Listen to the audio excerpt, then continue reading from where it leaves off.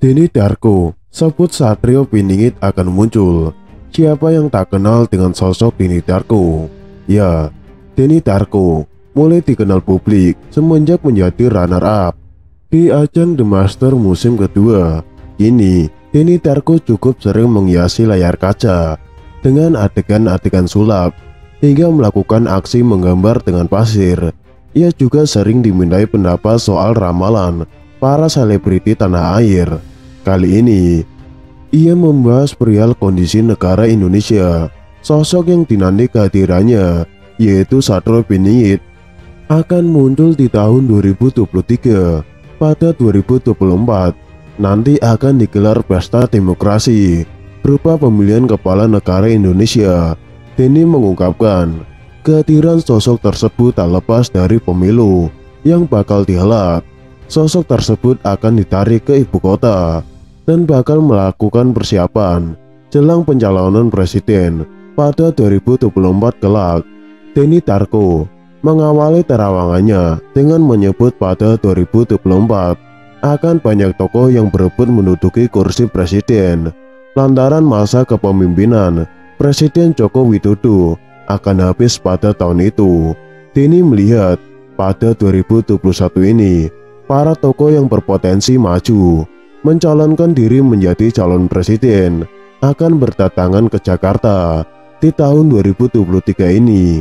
Sepertinya semua calon yang ada di daerah mulai ditarik ke Jakarta. Bahkan tidak lama lagi Satrio Piningit akan juga kembali ke Jakarta, ujar Denny Darko. Sosok yang ia sebut sebagai Satrio Piningit tersebut, kata Denny Darko, memang akan dipersiapkan untuk menjadi calon presiden Republik Indonesia. Ini adalah sosok orang yang memang akan ditarik dan dia akan di-grooming untuk menjadi next presiden pada tahun 2024 nanti, terangnya. Lalu bagaimana ciri-ciri Satrio Piningit yang dimaksud? Denny Darko memberikan bocoran bahwa sosok tersebut bukanlah berasal dari kalangan militer. Pria itu berasal dari Jawa. Tak hanya itu, bahkan Denny Darko mengatakan bahwa sosok yang ia maksud memiliki ciri-ciri yang hampir sama dengan Presiden Jokowi, yaitu bertubuh kurus, bersahaja dan merakyat. Beliau ini memiliki profil yang hampir serupa dengan Pak Jokowi. Dia sama-sama sosok kurus, bersahaja, humble dan merakyat, ungkapnya. Denny sudah menduga bahwa akan banyak orang yang ragu terhadap ramalannya yang menyebut pria itu adalah Satrio Piningit. Meski demikian, ia mempersilahkan masyarakat untuk sama-sama membuktikannya. Memang ada beberapa orang yang akan menyaksikan, tetapi saya kira dia adalah gambaran terdekat dari Satrio Piningit atau orang yang dinanti-nanti atau digadang-gadang, jelas Denny Darko. Ramalan ini tidak ada endorse politik dan saya tidak dibayar siapapun. Pada 2023 ini, beliau akan mulai dipromosikan. Jika ternyata masih soft selling, ini akan mulai hard sell. Dan kita akan lihat bagaimana kepiawaiannya untuk menggalang dukungan. Yang disasar ini adalah pemilihan awal orang-orang di bawah 20 tahun. Terkait sosok Satrio Piningit, Denny Darko juga membahas kehadiran seseorang perempuan ke Jakarta. Sepertinya nanti akan ada seseorang yang akan diposisikan akan membackup dia. Seseorang yang akan ditarik dari daerah. Seorang wanita, satu orang yang memiliki kemampuan untuk merawat dan punya ketegasan, jelasnya.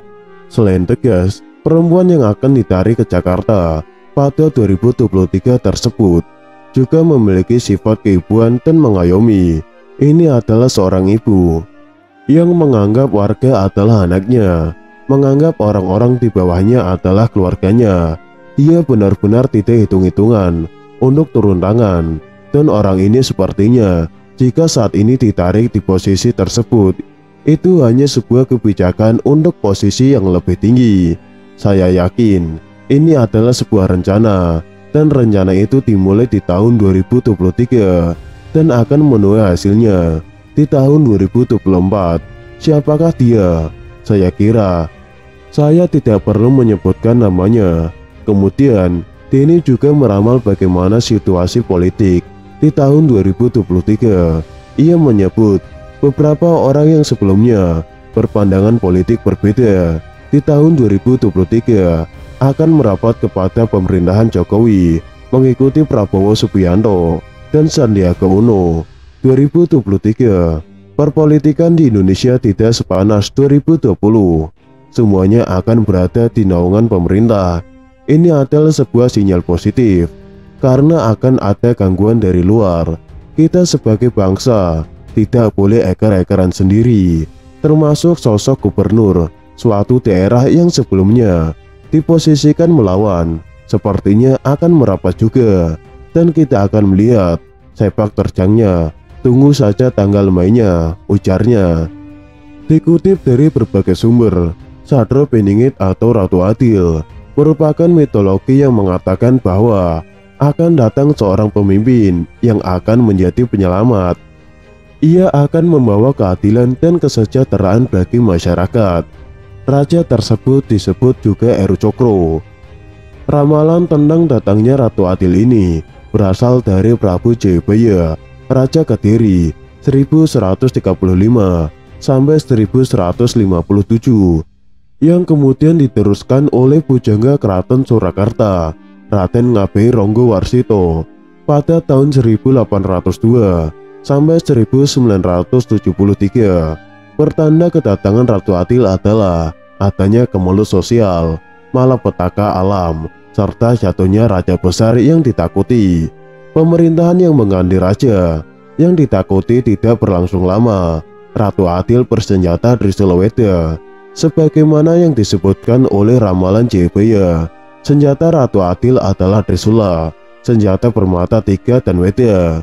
Untuk kalimat yang satu ini dimaknai secara tersirat, karena Sadro Beningit tidak membawa Trisula kemana-mana.